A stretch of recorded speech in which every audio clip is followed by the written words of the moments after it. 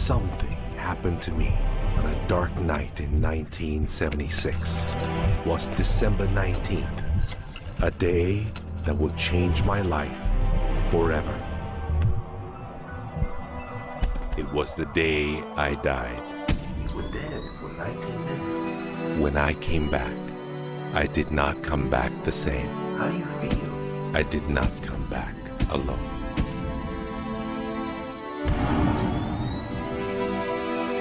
What seemed like days passed in 19 minutes. And over the course of the next few years, I began to remember the greatest mysteries revealed to me. Anything is possible.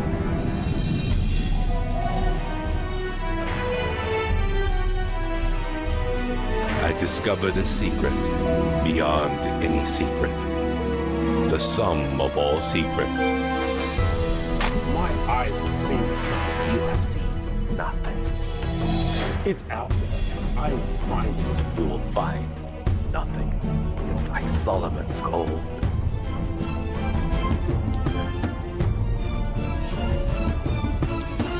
It was the key to Solomon's wisdom. The secrets of the Knights Templar and of the Freemasons. He must be stopped. Courage, my dear boy. Be strong, be brave.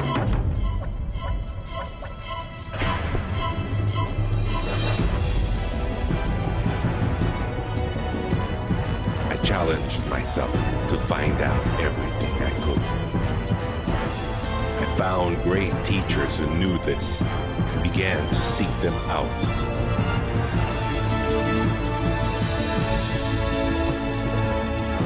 اسأل أؤمن واسمع. Ask, believe, and receive. I traveled the world, and the meta secret was revealed.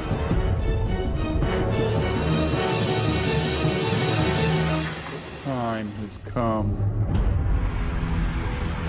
I became a messenger to deliver all that was made known to me.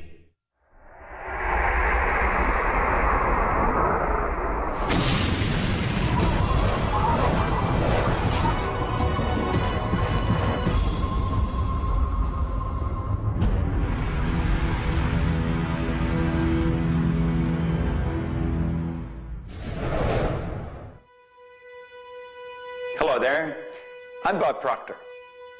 Meta is a nice word. It's a word most people don't understand. We talk about metaphysical, we'll say, oh, that's bad stuff. No, it's just what you can't see with these eyes. You got to see with an inner eye of understanding. Meta is beyond the physical. Do you know that 99% of our population has been programmed to let the outside world control the inside? If you want to get what you want, you let the inside world control the outside. That's what the meta secret's all about. The meta secret to wealth and abundance is doing what you love, following your passion, enjoying your life, being grateful for this moment, realizing that in fact you already have wealth and abundance. You have wealth and abundance to the level that you allow it in your life. Expand your level of openness, deservingness, and you can have more wealth and abundance right now. How do you become more wealthy?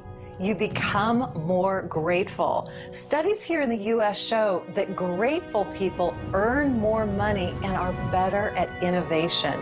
So the first step to becoming more wealthy is become more grateful. Find the good in your world right now, and you'll take a first step to become more wealthy. The meta secret to wealth is knowing exactly what you want and then being willing to pay the price to get it. Most people think that wealth just comes out of having this impression in your mind that you're going to live an abundant life. And that's an important piece of it, but it's incomplete. If you look at the word attraction in the law of attraction, the last 6 letters spell action, A-C-T-I-O-N. One of my favorite words is satisfaction. We all want to have satisfaction. And again, in Latin, satis means enough. enough action, satisfaction, enough action produces the result. You know, I've been very, very successful with the Chicken Soup for the Soul books, and everyone thinks, oh man, you were lucky, you had this great idea. And we use the law of attraction. We visualize and we put up posters around our office that simulate a bestseller list with our name #1. We visualize bookstore windows full of Chicken Soup for the Soul books, all of which came true. But there's a asking and a believing and a receiving, the 3 steps that I think of in the law of attraction. And the second part of believing is taking action. Because if you believe that your action is going to pay off, you'll take the action. So believing doesn't just mean like sitting there going, I believe I can be wealthy. It means doing the things that produce wealth. The key to abundance is to act in spite of fear, act in spite of doubt, act in spite of worry, act in spite of inconvenience, act in spite of uncertainty, act in spite of anything. If we're talking about metaphysical, we're talking about beyond the physical. So what we've got to do is go inside. We have been programmed to live from the outside in. We're letting what's going on outside of us control what's going on inside. If we're going to get into the meta side of our own personality, we've got to get away from this physical instrument we've got and move into the higher side of our own personality. And start to understand that we live simultaneously on 3 planes of understanding. And we work from a higher to a lower potential.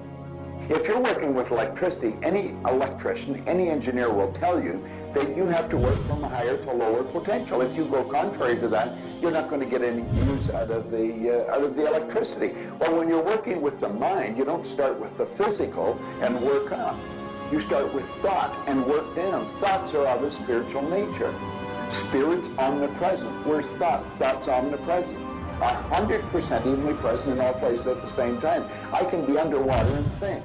I can be in an airplane and think. I've had the pleasure of working with a couple of the astronauts that have been on the other side of the moon, and they could think. Not only could they think on the other side of the moon, they could transfer their thoughts to somebody here on Earth. It's just a form of telepathic communication.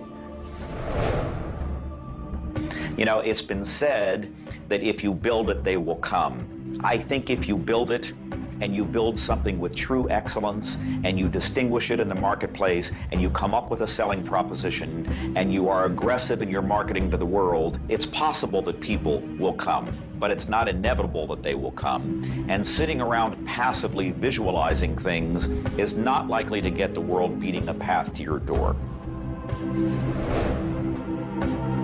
My meta secret about wealth ultimately is you've got to create a lot of value for a lot of people.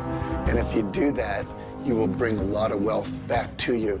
So by giving service and giving that which helps other people improve their lives, brings joy to them, brings service and products to them, if you do that and you keep expanding that, always be thinking about expanding your service to others.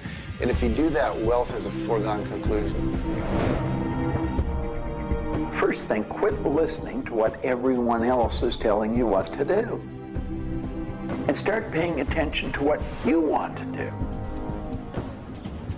You see, I can look back with my memory, and I can remember going and saying, Mom, Dad, or to the teacher, I want to do so-and-so. And they'd say, now, how are you going to do that? See, what they didn't understand is I didn't know how to do it. But neither does anyone know how to do the things they want to do when they first think of it. You don't have to know how. You know, 2 young bicycle mechanics from Dayton, Ohio, in the United States of America, introduced us to a new kingdom. They were the first ones to fly in airplanes.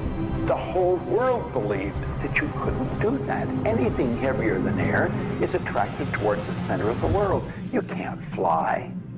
But they wanted to, and so they did. Well, clarity to me is a very different concept than I think a lot of people. The first thing I want to know is, what do you think you're trying to accomplish? The next thing I want to know is why are you trying to accomplish it? The next thing I want to know is, if you accomplish it, what do you really think is going to happen in your life? A lot of people come to me and they say, I want to grow my business, because I work a lot in the business world, the entrepreneurial world. I teach a concept, achievement concept, a concept that is predicated on taking action and implementing, called optimization. Optimization is getting the highest and the best use and result and outcome of your time, your efforts, your emotion, your life, your relationships. But you can't begin, and this is where a lot of people, I think, really fall down. You can't begin to optimize until you take the time to observe, examine, and identify not all, but the scope of options and alternatives and other possibilities available to you, number one, to achieve the goal, and number two, as an alternative goal. Clarity is power. Just by being clear, you will automatically begin to magnetize things to you, to your life. The law of mentalism is about the mind. Everything that we have ever created, everything that has ever existed, existed first in the mind. All thoughts are the beginning of all things real. All things that you can touch and feel began in the mind. So if you want to be wealthy, you've got to decide what wealth is to you. Define it. What does it mean? How much money do you have to have? For me, financial independence meant having $30 million producing income, which allows me the lifestyle I want without having to work. And so I've achieved that. But I knew exactly what I wanted because I looked at what it would cost me to live my lifestyle. Most people don't know their net worth. They don't know their income levels of what would be required to produce what they want. They say they want to own a yacht, but they don't know what a yacht costs. They don't know what it costs for the slippage fee. They don't know what it costs to maintain a yacht. So go out and create your ideal lifestyle and then figure out exactly what it would cost to live it, and then set that number as the number you want to achieve. Then believe you can achieve it. Visualize it every single day. Take action when the action comes. Ask for what you want. Reject rejection. Give up any idea of failure. Just persevere until you continue on, until you produce the result you want. The law of attraction's a good starting point for thinking about how to improve your life. You want to align your thoughts and your beliefs with what you want your life to be. But the law of attraction itself, by itself, won't allow you to achieve the abundance that you need. There are certain steps that you need to take, and these steps are all incorporated in what we call the meta secret. And the meta secret isn't one solitary method or one solitary system. The meta secret is a combination of tools, methodologies, and ways to understand the world and ways to understand how we can change the world. Until I started looking at who I was and who I wanted to become, nothing changed. Because every time I would look and I would blame something else or blame somebody else or just look in a different direction that was not inside, I would get more of what I was creating. Because every time I created something, people would react to that. Every time I took an action that was blaming this or blaming that, people would react to that. And you know what? Then I would react to their reactions. And I was creating an environment that was busy. Instead, an environment that supported wealth and abundance. If you look around, there's nothing but the abundance everywhere that you see. You see the trees growing. You see businesses happening. This is wealth, this is prosperity, this is abundance. If it's not happening for you, it's because unconsciously you have beliefs, counter-intentions, negativity that actually blocks it from coming into your life. It's actually working the law of attraction all the time, but it's happening on an unconscious level. The abundance is there, the wealth is there, but if you don't feel it, if you're not expressing it, it's because inside of you, you may feel you don't deserve it.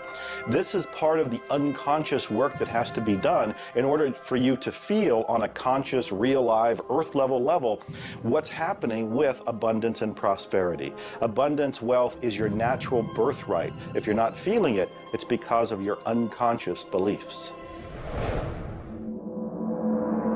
The law of correspondence, simply stated, is as above, so below, as within, so without.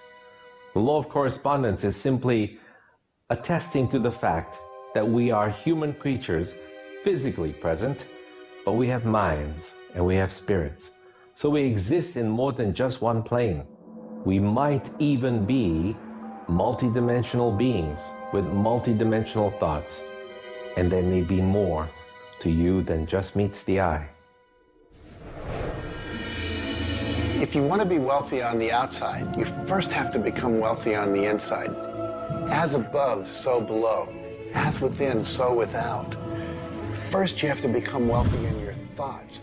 Then you become wealthy in your outer expression of that. You have to have a wealthy attitude. You have to have a wealthy, abundant thought form about who you are and what's possible. And when you have that, it will start to manifest outside of you. If a person wants to take a quantum leap rather than incremental steps, they have to begin by understanding that they can do that. There's a marvelous little book. It's called U Square. Now think of what that means. If you square a number, you multiply the number by the number, don't you? Well, when you square, you multiply your potential by your potential. It's astronomical. I mean, you just go off the board. The man that wrote the book, Price Pritchett, he said, when you're looking at a quantum leap, he says it looks ridiculous, utterly. But in retrospect, it looks like a natural thing to happen. It was without effort. It's with ease. And that's what quantum leaps are. What you're really doing is getting rid of limitations in your mind, and you're letting your mind just take off and build a great big idea. And you start before you're ready. You defy what the masses are controlled by. You've got to move into a space all of your own. Understand you're working with an infinite power that's omnipresent. It's with you all the time. It's closer than your breath. And you get in harmony with that and just release all thoughts of limitation and make up your mind you're going to take and just compound your effectiveness. That's essentially what I did. I didn't know what I was doing at the time. I didn't understand quantum leap, but I took my income from $4,000 a year to $175,000 in a year. And then it went over $1 million. And I had no understanding of what happened. Now understand this. I had been raised to believe that if you don't have a good formal education, that you'd never be able to do what I did. If you don't have experience, you can never do what I did. I had 2 months high school and I had a bad work record. But my income went from $4,000 to over $1 million a year. Now you can do that. And the first step is understanding that you can do it. Quit listening to people tell you you can't. And start to see yourself doing something really big. Write it out on a sheet of paper. Begin by saying, I am so happy and grateful now that I have turned my annual income to a monthly income. It's not just about attracting things to you. It's about learning to trust what you're attracted to. You are naturally going to be attracted to certain kinds of people, to certain movies over other movies, to places you want to vacation versus other places, to workshops you want to take or books you want to read versus other books. Trust what you're attracted to. It will take you where you need to go, and it may not always make sense to you. I remember going to a seminar, and there was a woman teaching about how to triple your income in a year. And at that time, I was probably more like a hippie than I am the entrepreneur that I am today. And my wife, who was against making money at the time, thought it was evil and you should be in total service and all this. She said, I can't believe you're going to that workshop where they're going to teach you about how to make all this money. I thought you were more spiritual than that.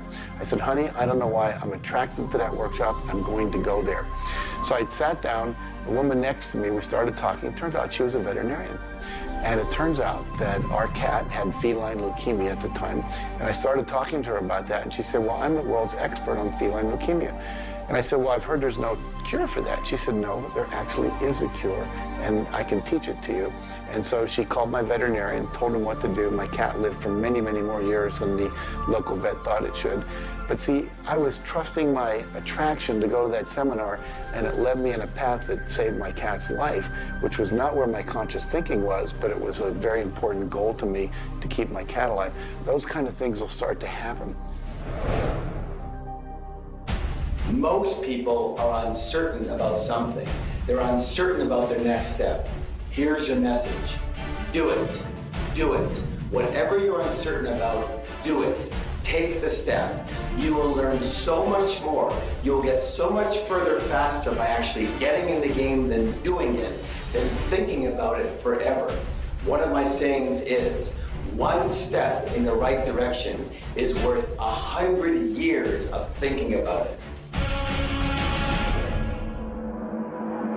The law of correspondence, the law of mentalism, and the law of vibration all combine to help you understand that the notion of wealth is arbitrary.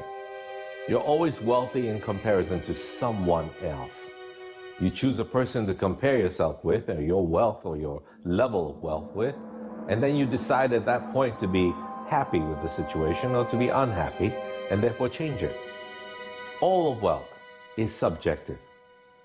Understand this, and you understand that there's an ebb and a flow to your finances. The more comfortable you are with how you interact with the world, with the value you give in the world, with the service or the product that you give the world, then you begin to realize your place in the world. And by realizing this, you participate in the abundance that is all around you at every moment and at every time. It is all yours. From the beginning, it was yours. Until the end, it will always be yours.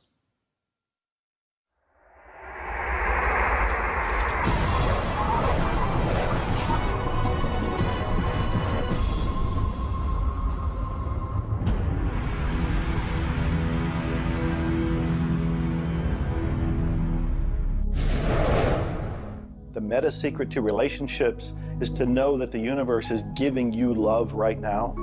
When you give love to the universe, when you give love to another, you will receive love in turn. Love is the essence and nature of relationship. Relationships are a two-way street. It's not just about taking and giving and receiving and getting what you want, but it's also about giving. I like to say that each person should take 100% responsibility for the quality of the relationship. Because if you take 50-50, whenever it's not working, it's going to be their 50%. So if you take 100% and act as if everything in the relationship, you're creating it, and when it isn't exactly what you want it to be, say, how am I creating that? Take that curiosity and use it as a tool. And when you get the answer like, oh, I'm not coming home on time, I'm not listening, I'm not doing this, then you have the opportunity to shift and do the thing that produces relationship. A friend of mine wrote a book called Making Relationships Work. And the idea is there is work in making the relationship work. So be willing to do the work. Give as much as you get. The more you give, the more will come back. To have a better relationship with anyone in your life, first you begin by having a relationship with yourself. Treat yourself the way you would your very dearest friend. Love yourself regardless of all the crazy shenanigans you pull. Believe me, I do this every day. So if you want a better relationship with someone else, love yourself. Relationships are part of what the universe is giving you as a gift. The first and most important relationship is the one with yourself. When you love yourself, you heal yourself. When you love yourself, you become a magnet that people want to hang around, and you begin to attract other people and new relationships. It's all based on love. It's all based on non-judgment. It's all based on total acceptance. The universe has a relationship with you right now, and the universe wants to give you more. Are you ready to accept it? The concept that I can't live without you is a tragic statement to me. The idea that I need somebody else to complete my life, I need somebody else or my life's not worthwhile, is a very sad statement, and I think someone needs to take a good look at themselves when they say that. When you start to think that thought, stop for a second and realize life is full of stuff, and sometimes stuff is potholes, and sometimes stuff is bridges are out ahead, and sometimes there's a detour in life. I heard somebody once say that sometimes the most beautiful scenes in life are the ones we observe on a detour. Have you ever gone on a detour and realized that your life wouldn't have been the same if you hadn't taken that twist or that turn in your life? Next time stuff happens, take a look. Maybe there's something better right around the corner. The law of cause and effect tells us that there's no such thing as coincidences. Everything that happens in this world happens because of a reason. Someone, somewhere, created a cause. It may not be something you are aware of. It may not be something we can even begin to realize or see at this level. But at some level, someone, somewhere, or a group of people, or even us, may have created it. And so as a result, we see the effect. We see the effect around us. We see the effect everywhere on this planet. Everyone asks me, Jay, how in the world can I have a better, a happier, a richer, a more joyous relationship? And it's very simple. First thing is you got to slow down enough to be externally focused. It's all about them. The more interested and externally focused you are on the other person, the more extraordinary their experience will be, and the more naturally they'll reciprocate it. The second, and you're watching me, and I've got a serious side, and you know that, but you got to get in touch with your childlike sense of curiosity, of innocence. The third is you got to be in the here and now, and that's so trite and said so often, but being in the here and now means connecting deeply and being aware of what people are saying and looking at them and being responsive to their feedback and their mannerisms. And the last thing, and the easy thing, is to, again, as I said earlier, enjoy the process. We are so busy, so stressed in our life, trying to get from one thing to another, trying to multitask, that the greatest way to have wonderful relationships is to commit. Commit, not just the time, but your being, to being there, to connecting. For me, the meta secret to relationships is to be the person you're looking for. Whatever it is you're out there looking for, be that and give it away. If you're looking for someone who's loving and kind and compassionate and generous, you need to be loving, kind, and compassionate and generous. Whatever it is you want, you've got to be that and express that out into the universe. And whatever you express out is going to come back multiplied. The meta secret of relationships is for you to develop an identity that brings out the best in your partner and helping your partner to be the best that they can in order to bring out the best of who you are. Criticism seems to be a big problem. If you are really secure in yourself and somebody criticizes you, it isn't going to bother you. Now, if you're insecure and somebody criticizes you, it's really going to bother you. You see, 9 out of 10 times, the person that's criticizing you really wants to help you. They just haven't really learned how to communicate effectively. But let's not let somebody else's criticism or their way of helping us shake us. If we're solid in our own self, and we really understand ourselves, then we can handle it and it won't be any problem. If criticism really rattles your chain or rattles your cage or really upsets you, it's not the criticism that upsets you. It's not the other person's opinion that upsets you. It's how you react to it. And you see, if you were really solid within yourself, you would respond to it. You would thank them for it and say, but I really don't choose to do that. Or you'd say, well, thank you, that's probably a good idea, I'll try it. But they're not going to knock you off track. So it goes back to have a good, sound self-image, a good image of yourself. Maxwell Maltz wrote a beautiful book on that way back around 1960 called Psycho-Cybernetics. Psyche-Cybernetic. Cybernetic is the communication mechanism in our mind. It's the image that we hold of ourselves. It's like a life-governing device. Well, you've got an image of you just same as I have an image of me. And our image controls how we walk, how we talk, how we dress, how we meet and greet people. And it also controls how we handle criticism when it comes our way. And it will come your way, just same as it comes to me and everybody. We want to be solid in our own belief about who we are and what we are. Let's really get to know ourselves. And then, rather than react, let's respond.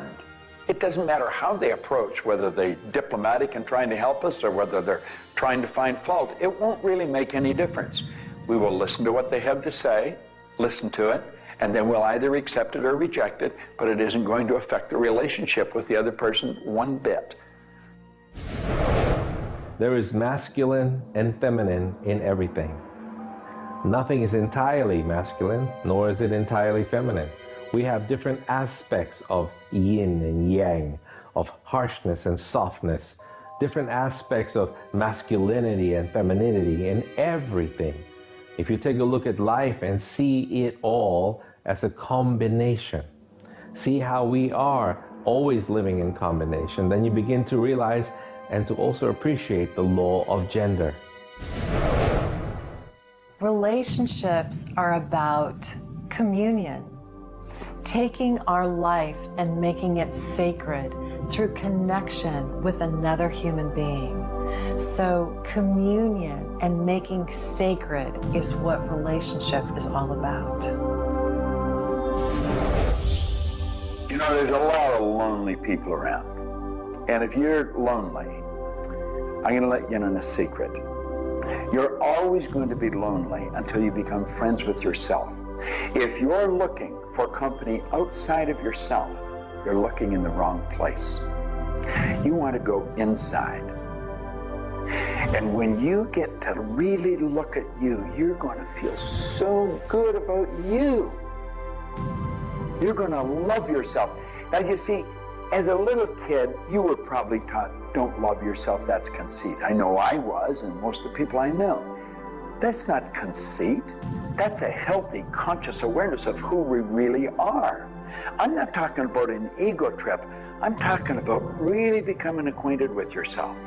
You've got to build a good relationship with you, or you're always going to be lonely. When you get angry, look at it as, okay, this is a gift. I need to release something here. And in that process, relationship becomes a school for growth instead of just like it's someone that's going to please me. Look at how can I serve them and how can I learn from them, as opposed to how can I manipulate them to give me all my needs met. If you do that, you're going to end up with a much better relationship. If you're in a relationship where you're not experiencing full love, the way to change it is not by changing the other person. It's by changing yourself.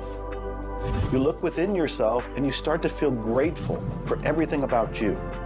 As you change your relationship with yourself, magically, the outside relationship will change as well. You will suddenly see it transformed.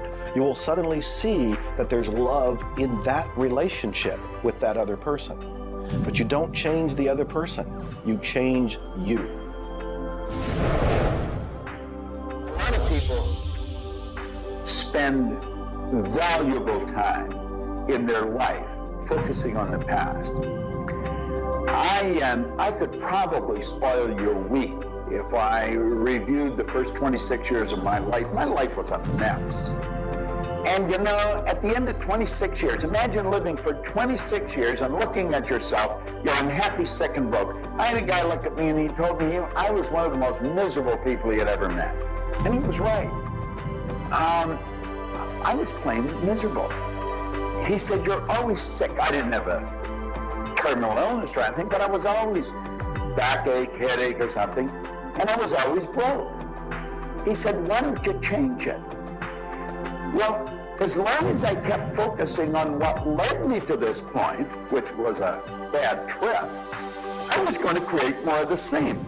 And he said, let it go. Forgive it. If you're looking for love and not finding it, it's no doubt because of a lack of forgiveness in some area of your life. This is true for all of us.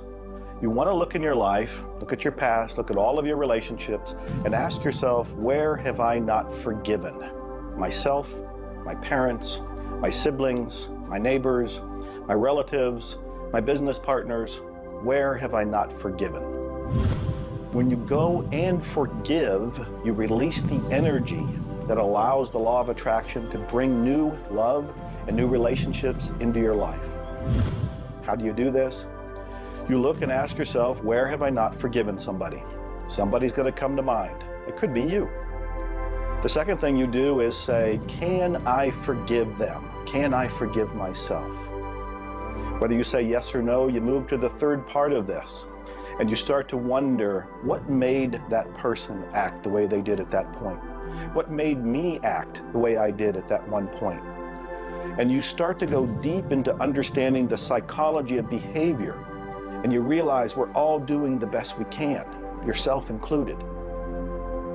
At that point, when you can forgive yourself and you can forgive these other people, whoever it might be, for whatever may have occurred, when you forgive them, you release all of the energy that's been stuck psychically within your own mind and your body and your soul. And when that releases into the universe now has an open pathway to return to you new love, new relationships, new blessings. It all begins with forgiveness, and you can do that right now. When we talk about love, we're talking about the greatest word in the world. Leadership is a great word, but no word compares with love, because without love, you're dead. There's life in love. There's forgiveness in love. There's really everything. There's thankfulness in love.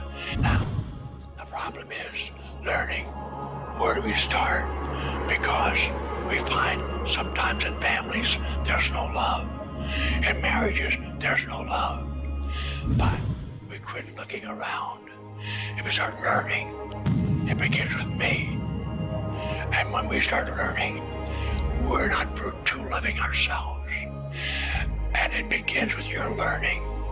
To me, you could say you're loving, but unfortunately, you love people you like. Love has to be unconditional, loving those you don't like. Now, in my case, when my wife married me, she said she loved me. I told her I loved her. But as soon as we got married, I would say, I love you. She said, well, why don't you act like it? I say, I do act like it. She says, you have a funny way of showing it. I say, well, I love you enough to die for you. She says, try living a little. And so I discovered, as loving as I was, I didn't fit her definition. The law of gender, the law of vibration, and the law of rhythm. All of these figure in relationships. You see, love is a dynamic. Any relationship is a dynamic. When you are actively relating, that's when it's alive. That's when it's fun. When you sit back and you start to look at the relationship, then it becomes static. It becomes a relationship to be assessed, to be looked at. But when you're relating to your partner or your spouse, amazing things happen. It's dynamic, it's moving, it's alive. And that's what all love is supposed to be, alive, and so much more fun. Changes happen all the time. We change. Human beings change. You change, I change, we all change. But if you can change together in the same direction, amazing miracles take place. Words, feelings, thoughts are all aligned. And all of a sudden, You can take on any problem, and it's not an issue. That's what relationships are all about. That's what relating is all about. That's what love is all about.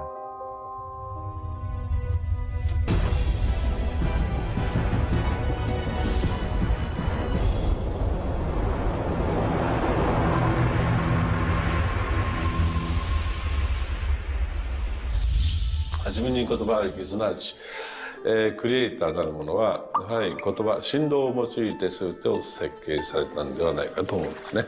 そして、その、振動の、設計図は非常に緻密なもので美しい共鳴振動にあふれたものであったことでありましょう。もし、先ほどの実験をやったように、非共鳴、同士の組み合わせであるならば、それは破壊的なエネルギーとなって、命を形作られないからです。私たちの体は最終的にクリエイターの、いろいろな、試行錯誤によってだんだんこう単純なものから、微生物だとか海の中のものとかそういうものから、小動物始まって複雑なものになっていって、最後の芸術作品として、クリエイターなるものが作られた結果、私たちはあるというふうに思うんですね。その本来の設計というものが、バランスの取れた振動の組み合わせというものが、何らかの要因によって崩れていくときに、私たちはストレスを持ち病気になっているんだというふうに考えています。As you've already seen from Dr. Masaru Emoto, water makes up 85% of our body, and the thoughts we think actually create a vibration in the water that has memory. And so you have to think positive thoughts. Again, we go back to forgiveness and letting go, thinking positive thoughts, expecting to be healthy, not listening to what people tell you, not taking in beliefs. I have been out in the sun my whole life. I've never gotten skin cancer, don't intend to get skin cancer, and when stuff comes on about it, I choose not to listen to it because I know that belief would affect me. So I believe that I am a person that my spiritual connection keeps me healthy. Also, though, I work on the level of the physiology of the body, the biochemistry. It makes sense to play at that level. I eat organic food. I drink healthy water that's not contaminated with chlorine and all the stuff they put in it, so I filter my water. I eat the right kinds of nutrients for my body. I've found out what I'm allergic to, and I've basically eliminated those from my diet. I exercise. So exercise and keeping my body toned. We want to have resistance exercise. We want endurance, which means we need to jog and do aerobics and things like that. And we need to have flexibility, things like yoga and Pilates. So we need a complete system to keep our body healthy. And then a detoxification, I think, is the part that most people don't do enough with. We're taking in so many toxins in the air we breathe. But if you will cleanse on a regular basis, I cleanse every Monday. I just do a cleansing diet where I just drink liquids and then I don't eat anything else, and my liver has a chance to get rid of all the toxins that are in my body. I want you to understand that you have a marvelous mind, and you can do anything with it, and don't ever listen to anybody that tells you you can't. You want to start to look at yourself not as a body or as a name. Like, I'm not Bob Proctor. Bob and Proctor are just two words. You've never heard anybody phone into school and say, body's not coming today, it's sick. Never hear anyone say, hand, it's my hand, my body, my name. Well, you see, there's something wonderful about you and something wonderful about me, and it's the same thing. We have a marvelous mind. We're creative beings. Talk to your body. You're not a body, you live in a body. Now, this may sound silly because maybe nobody's ever said this to you before, but go around just repeating maybe 1,000 times to yourself, I'm not a body, I live in a body. I'm not a body, I live in a body. I'm not a body, I live in a body. Then start telling your body to relax. The meta secret to great health is to feel good now. You do that with good thoughts, you do that with good food, you do that with plenty of sleep, you do that by doing what you love. That's the meta secret to great health. The meta secret to health is to honor your body. Listen to your body. Are you tired? Are you hungry? Are you thirsty? Do you need time to play? Have greater health. Honor your body. Health. Not just physical health, not just eating the right things and getting exercise, but let's talk about emotional health. This means doing what you love, loving what you do, looking forward each day, researching, helping other people, giving back. This is the meta secret to emotional health. To me, recognizing the divine component in us has a twofold effect. On the one hand, it's incredibly humbling, because how many of us really live up to being godly? How many of us really maximize the God-given talents that we're given? How many of us really live lives of fulfilled potential? So on the one hand, it's kind of intimidating, but on the other hand, it's very inspiring. It's inspiring to think, I, as a human being, am capable of being godly. I'm not God. I'm not going to confuse myself with God, but I am capable of being godly. I am capable of a goodness which can resound around the world. I am capable, like God, of using language to bring things into existence. An architectural drawing is the languaging of a building into existence. A marriage contract is the languaging of a relationship into existence. Any sort of contract does that. A novel creates a world that may be more real to us than the so-called real world that we are living in. And being godly is both an obligation, which frankly I feel I fall vastly short of, but also an incredibly inspiring opportunity. And the ancient traditions, not only the one that I come from, but really all of them, teach us this. The law of rhythm is the very fabric of life itself. Rhythm is everywhere. Things are born and things die. We move into a season and we move out of a season. We go within and we go without. We change. Rhythms flow in our emotions as well. You cannot always be feeling happy. Sometimes you'll feel sad, you'll feel down, and then you'll come out of it. Whatever goes up must come down. You've heard the language. Rhythm is exactly that. And the minute you begin to realize that all of life is all about the law of rhythm, then you can flow easily in bad times and then have more fun in happy times. When you start to expect rhythms, know that if you're happy in one direction, you can also be unhappy in the other direction. The law of rhythm surrounds us, works with us, and if you master it, there's nothing you can't do.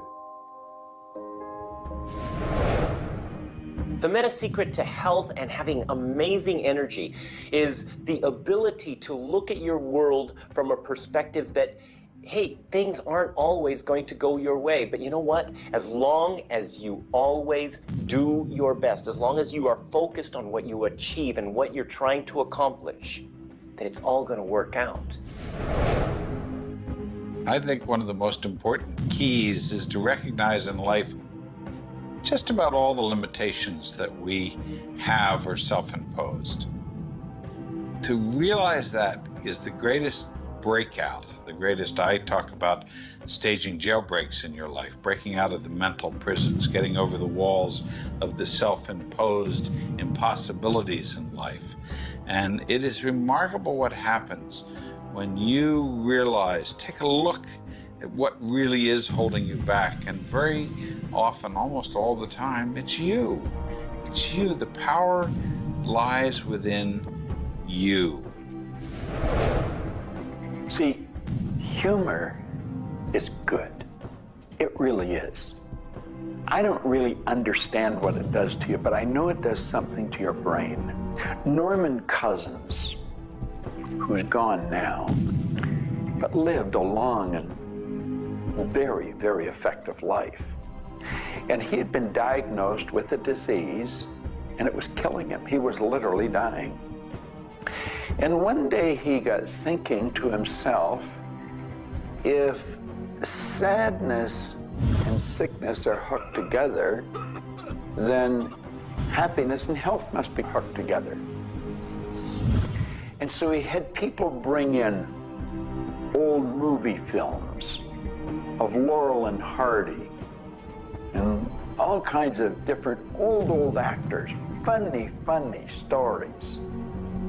And he started to play them. They made him move out of the hospital. So he rented a suite of rooms in a hotel. And he had these movies playing all the time. And he was laughing, a real belly laugh. And he got better. Now, I think you know when you're laughing, you're feeling good. Start to laugh at yourself. When you make a mistake, laugh at yourself. Don't get serious with yourself. It plays a very, very important role in a healthy, relaxed life. If you want to study it further, get into some of Norman Cousins' material, and he'll explain exactly what it does to the brain that controls the vibration of the body. Start laughing a little more. Have fun. The mind can't be all it is designed to be without the body being everything it was designed to be. But we basically thwart both. Or you can have a great relationship. You can have a great financial situation. You can have a great family relationship.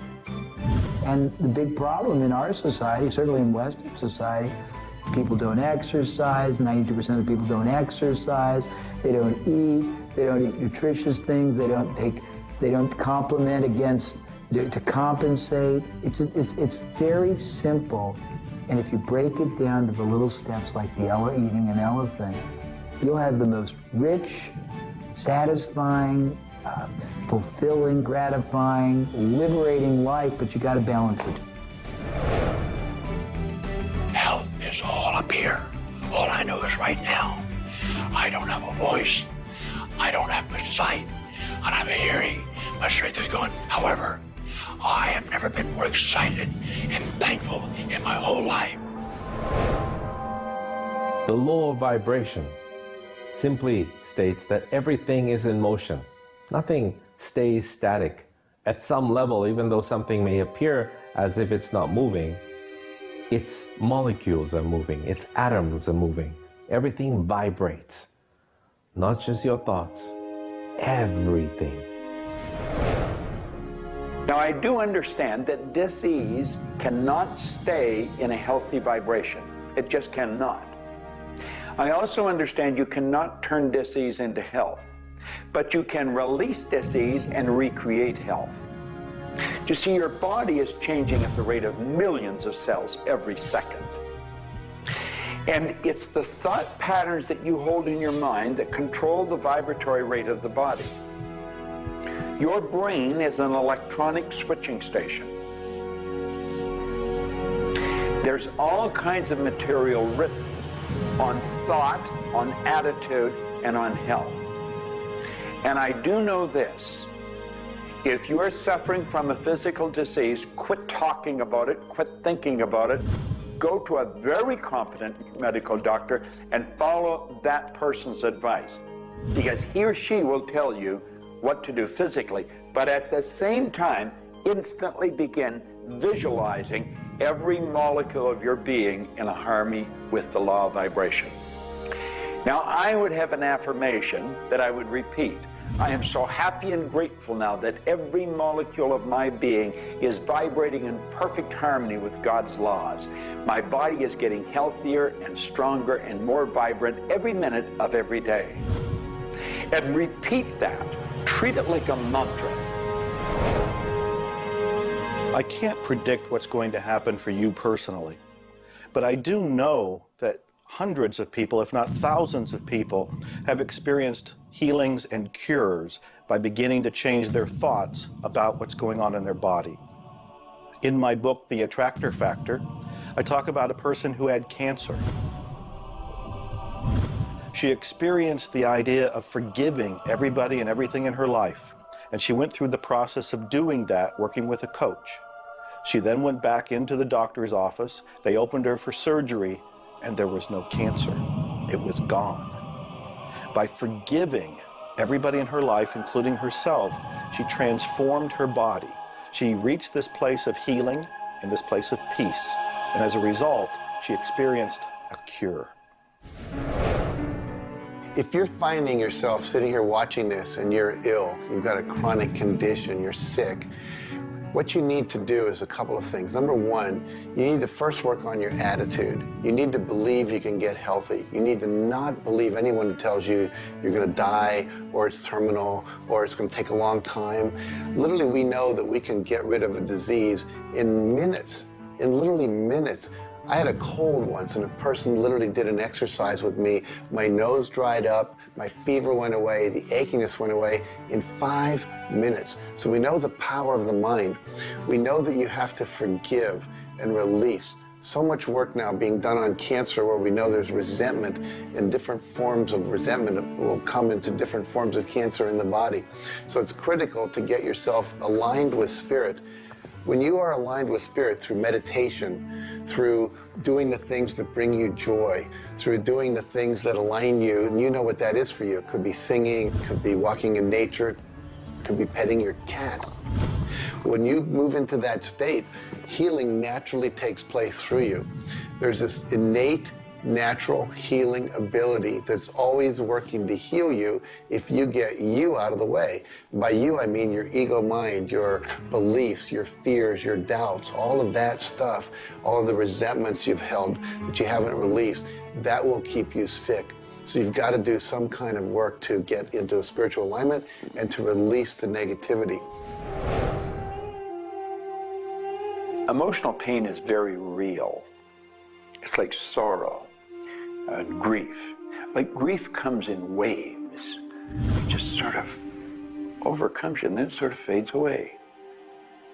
You could have experienced some traumatic situation, anything from rape to the loss of a loved one, or being held up, where somebody invaded your privacy in some way or another. And it causes deep emotional pain. What we want to realize is that we are bringing that on ourselves. You say, well, wait a minute, you're not bringing it on yourself. No, but you're reliving the situation. We've got to separate ourselves from the incident, from the situation. We've got to realize that it's a very real part of life, and attempt to separate ourselves from it and deal with it as best we can, and then let it go. Otherwise, we're going to carry it with us, and we're going to keep experiencing it over and over and over again. どうやってわかるか。振動という、まずそもそもその水の結晶とは何かということになりますけどね。結晶というのはやはり情報だと思います。で、情報というのはバイブレーションですね。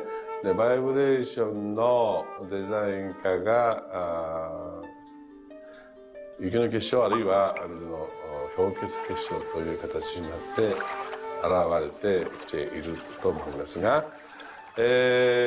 はり我々がなんで美しいとか醜いだとかそういうような認識能力があるのか、あるいはそれだけには全人類本当に一緒の価値観を僕は持っていると思いますが、それはもうやはりクリエイターがそのように設計されているからだと思うんですね。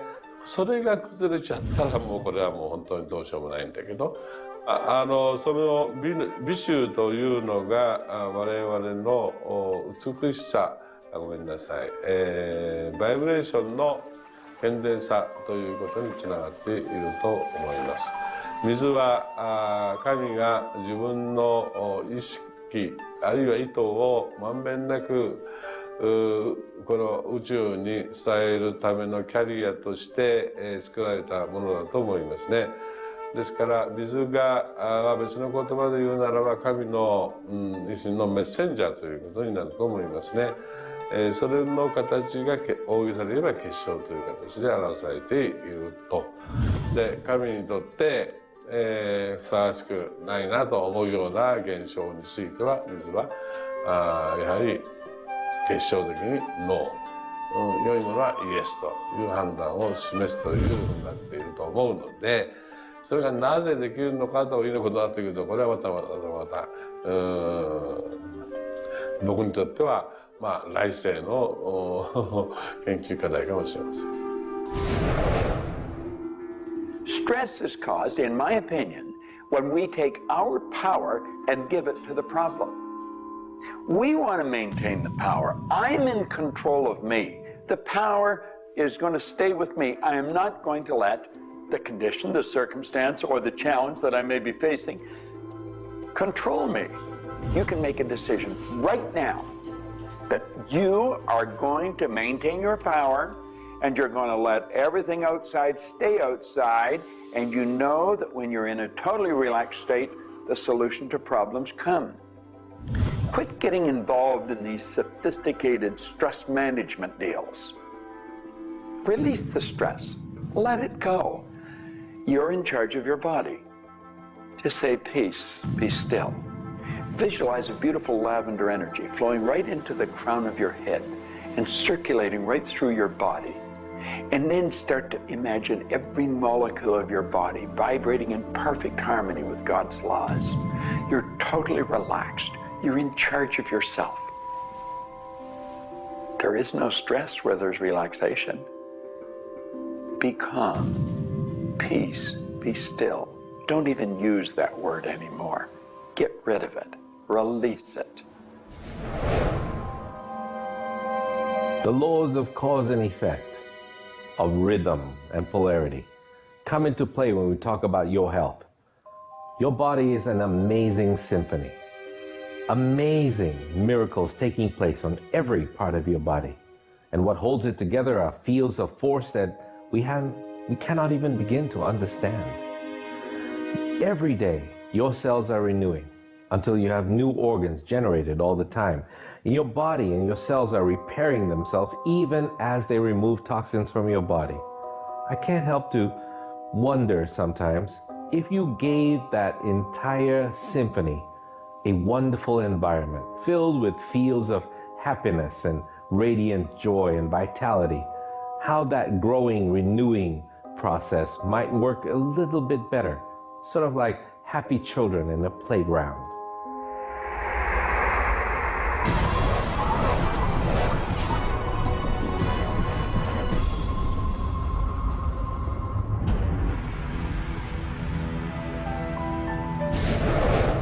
Here's the paradox of being human.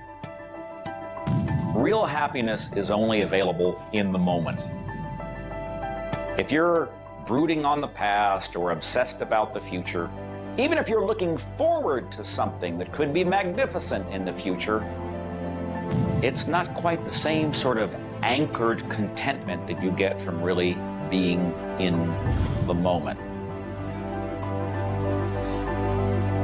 We human beings seem to be perpetually someplace else. That's kind of like one definition of the human predicament, the human condition. We are perpetually thinking about the past, the future, something to the right, something to the left, something else.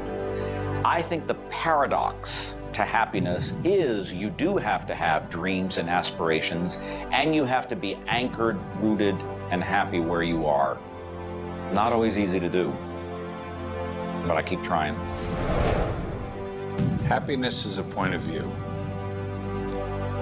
Am I happy? Yeah, I think I am. How can somebody always be sad? Of course we're sad when we lose somebody that we love, or that when the project we're working on so long doesn't work out. Temporary sadness is a very human condition. How can you be happy? Maybe by finding things to do that make you happy. You see, if you're miserable, your mind is focused on the past. There's a method concept get you over any miserable concept in a heartbeat. Focus on right now. See, you're miserable because of something that happened that you didn't want to happen, or something she said or he said or they did. Forget it. It's in the past. And quit worrying about the future. Have you any idea the number of electrical charges must fly through your body for the simple object of writing your name?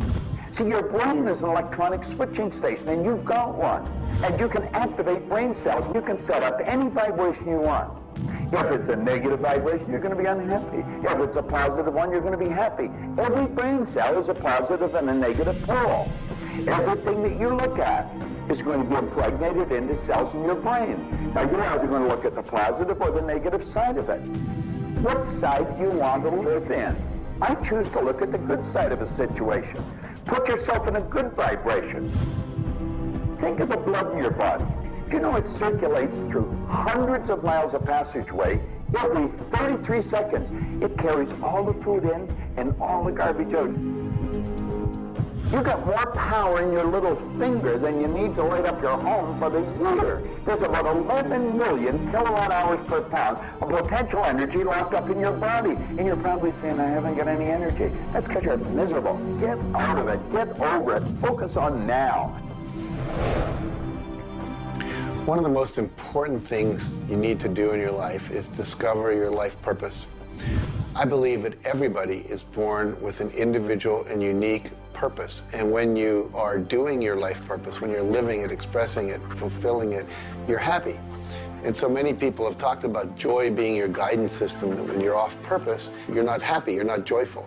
And so this joy, this inner experience of happiness and joy is a way of saying, oh, I'm on course, I'm doing the things I'm supposed to do.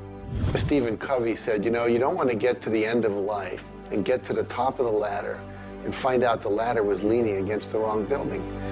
You can be very, very successful. And we see people with all the cars and the toys and the money and the society recognition and so forth, but they're not happy because they're not fulfilling their purpose. Think about it like this. A rose has to be a rose. A chrysanthemum has to be a chrysanthemum. A geranium has to be a geranium. And yet we as people have been given choice. The choice to pursue any number of things and do whatever we want to do. But unfortunately, most of us have been talked out of our purpose. If you want to be happy, come back into this moment and do what you love in this moment. You should absolutely work toward improving your life, improving the world, improving your relationships, improving your finances. Every sort of conceivable improvement at a micro or macro level should indeed be your agenda.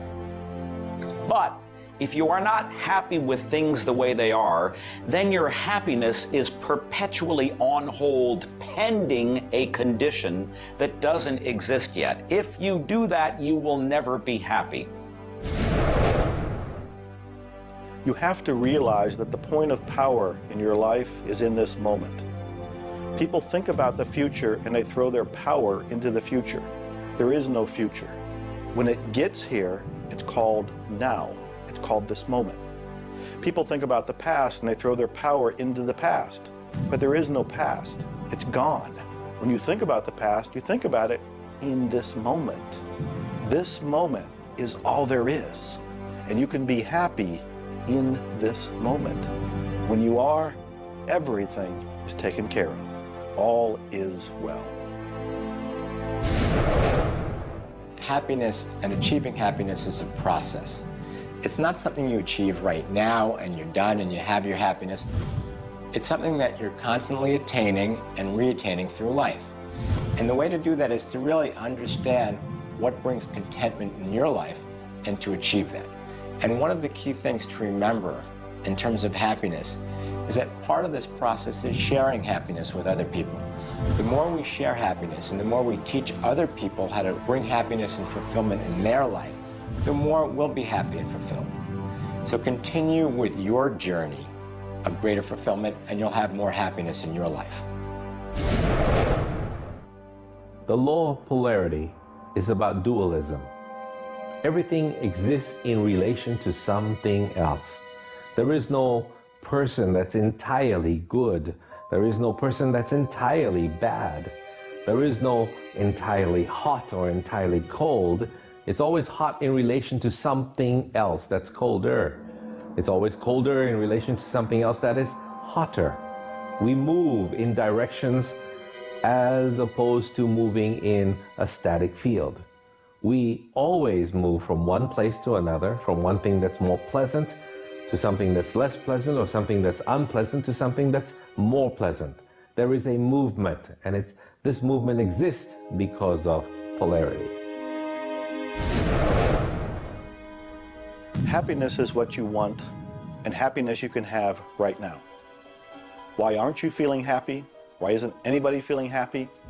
Because psychologically they use unhappiness as a motivator. They think by being unhappy, angry, desperate, frustrated, whatever the feeling might be that's not happiness, that it will whip them forward.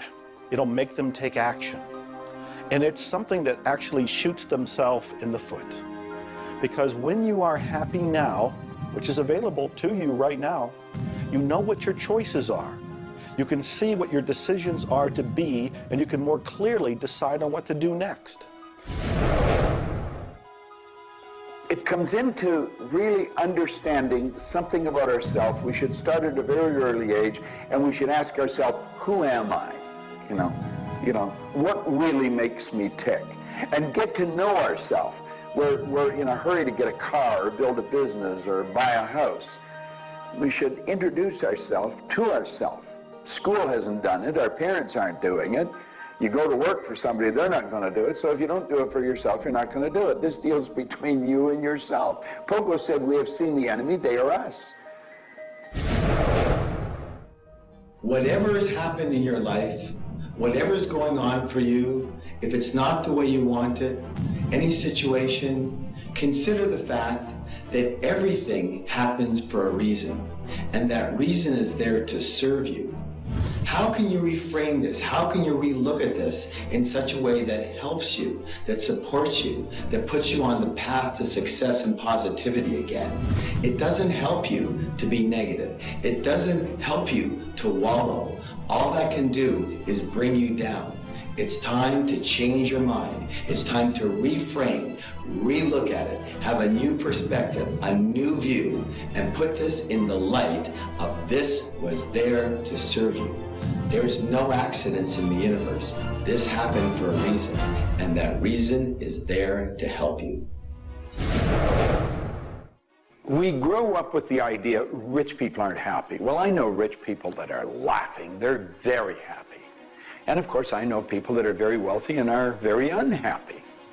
I remember old Nightingale one time saying, since it doesn't make any difference whether you're rich or not, if you're happy or not, you might as well be wealthy. And then if you're miserable, you can at least be miserable in comfort. We've got to understand that all the money in the world is available to us, but we have to earn it. Now, that does not mean we should work. This is where the meta secret really comes into play. Working happens to be the very worst way to earn money. We should work for satisfaction. People should go to work at what they love doing. When we think of work, what we're really talking about is how we spend our days. Work has probably a bad energy attached to it. We should spend our days doing what we absolutely love to do.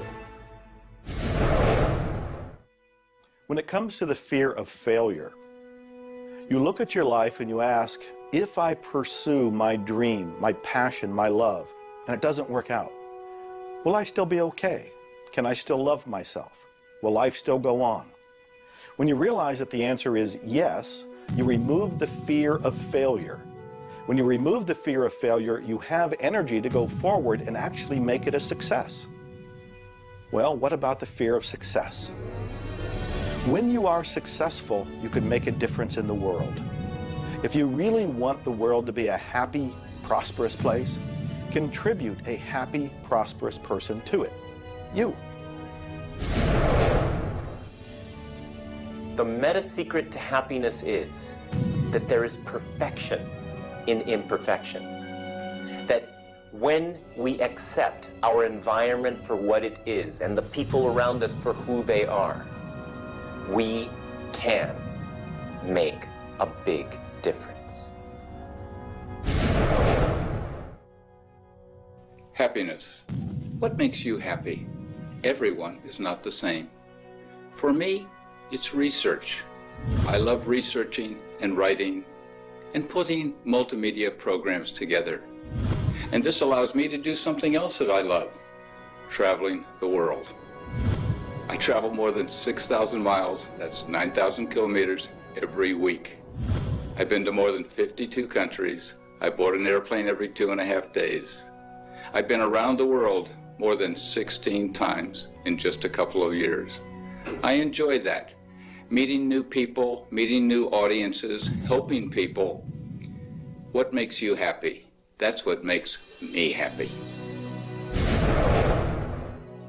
A key component to lift yourself out of depression is human connection. Go connect with another human being. Another powerful tool is movement.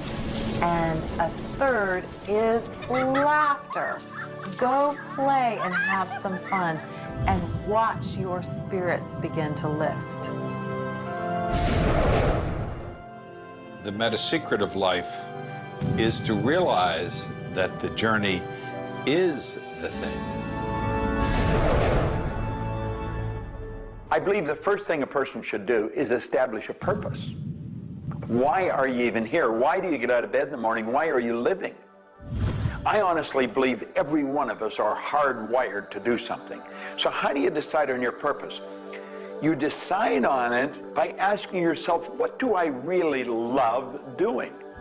So you have your purpose. This is what you're going to do with the rest of your life. And then you build a vision.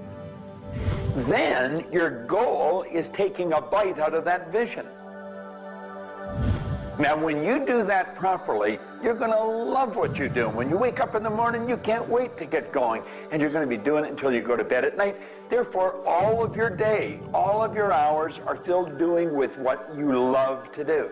That's called living. Everything else is dying. See, there's a basic law of life. It says create or disintegrate. You're growing or dying. Find out what you love, dedicate your life to it. Most of us, when we approach happiness, are looking for someone out there to make us happy, some event to occur, and then we'll be happy. If I get to the retirement stage, if I get my car, if my wife is nice to me, if my son comes home on time, then I'll be happy. The truth is, happiness is an inside job. It's a choice. When I have an expectation on how someone else should be, I've given my power over to them.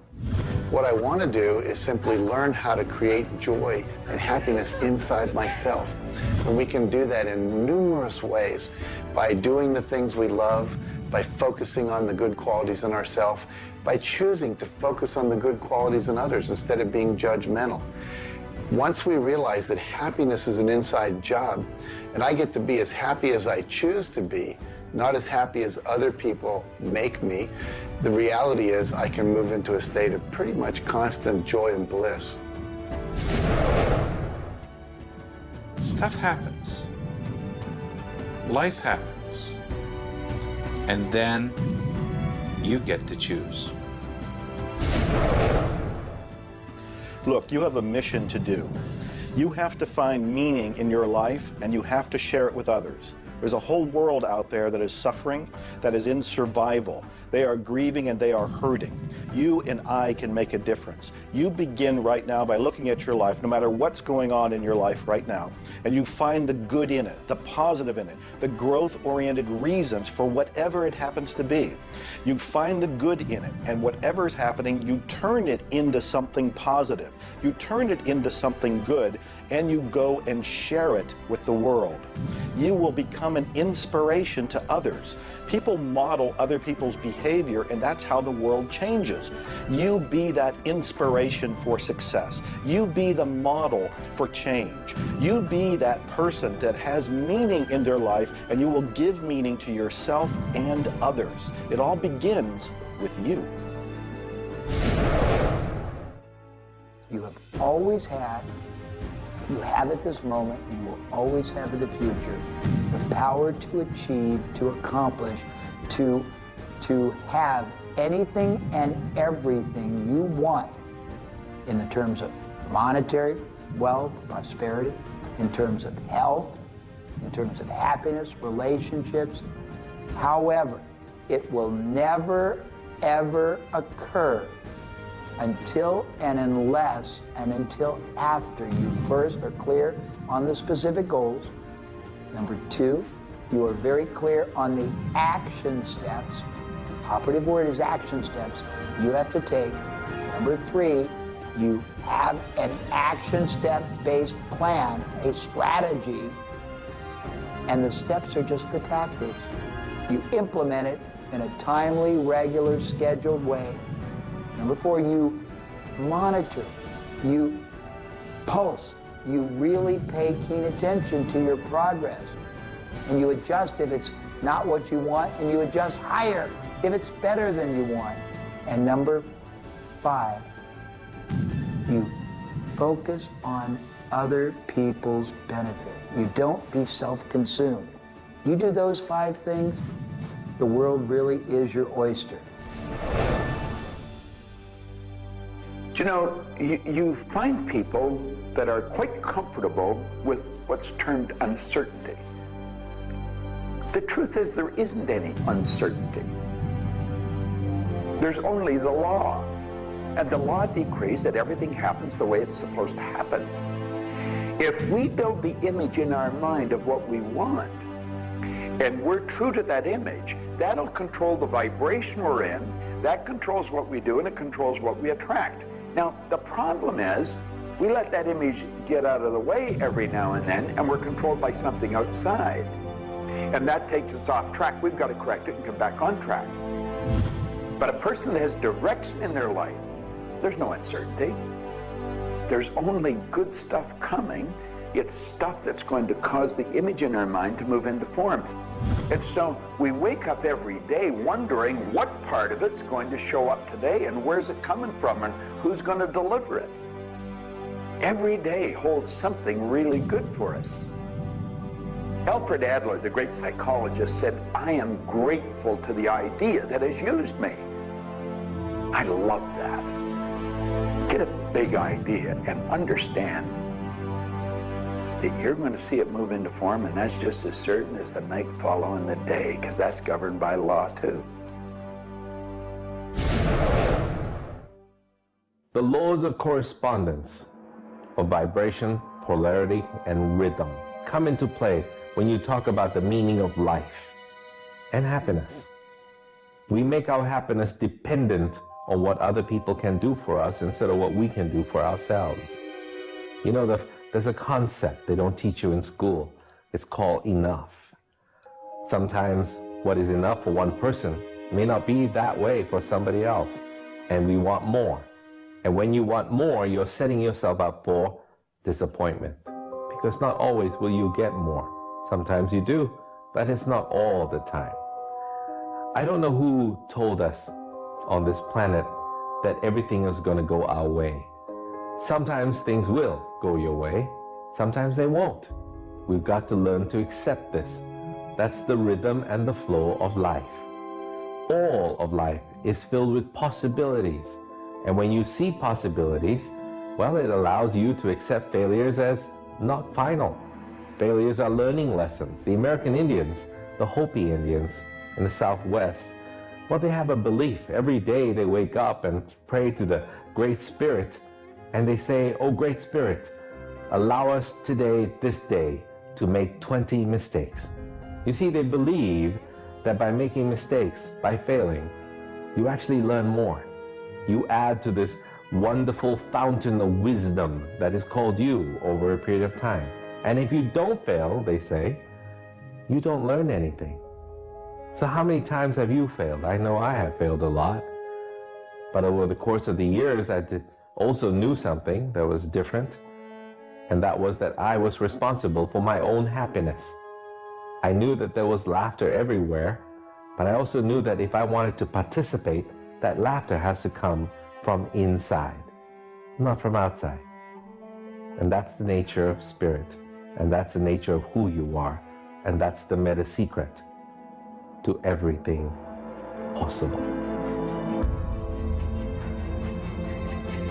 This is our home. We have nowhere else to go.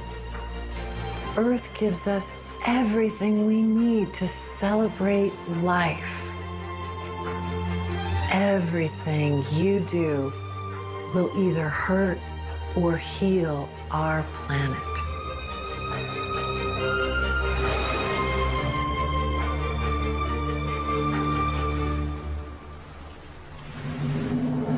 You were brought here to learn many lessons. To learn how to love who you are, where you are, and the people you surround yourself with. Just remember that you carry within yourself everything you need for the fulfillment of your life's purpose. You are the sum of all of your experiences, all of your choices, and you are a work in progress.